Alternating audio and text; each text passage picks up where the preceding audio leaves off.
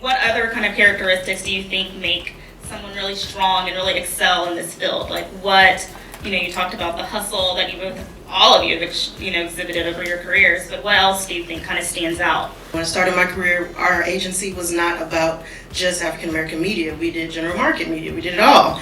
How do you get mainstream media to care about African American stuff? And vice versa. How do I position this to ET? I'm going to tell BET this, but ET I need to use this other hook because this, it doesn't work on both sides. How do you? So it's the key, I think, if you take away nothing is, don't neglect your writing.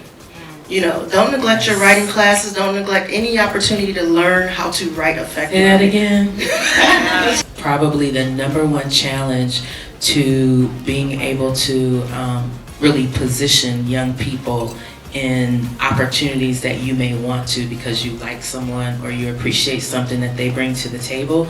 But if you're going to be in publicity and you cannot write, forget about it.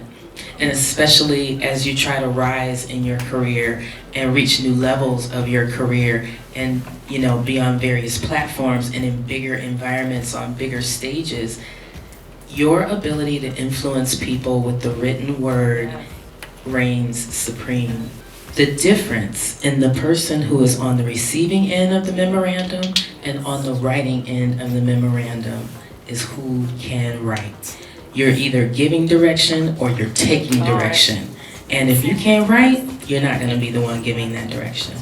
Be open to criticism, new opportunity, and to be flexible to learn. Those three things totally helped me in my career. Criticism isn't always fun when it's received, but it was the criticism that said, maybe I should look for an avenue to improve my writing. Former colleague who suggested UCLA Extension, and I went and I took this amazing class by a lady named Joanne Keeleen, and she said, how many of you has it taken an hour to write one press release because you've had at least 6 drafts? And I raised my hand, and there's other people who raised their hand, and I literally felt like I was in church that day because I was like, oh my gosh, I'm not the only one. Thank you.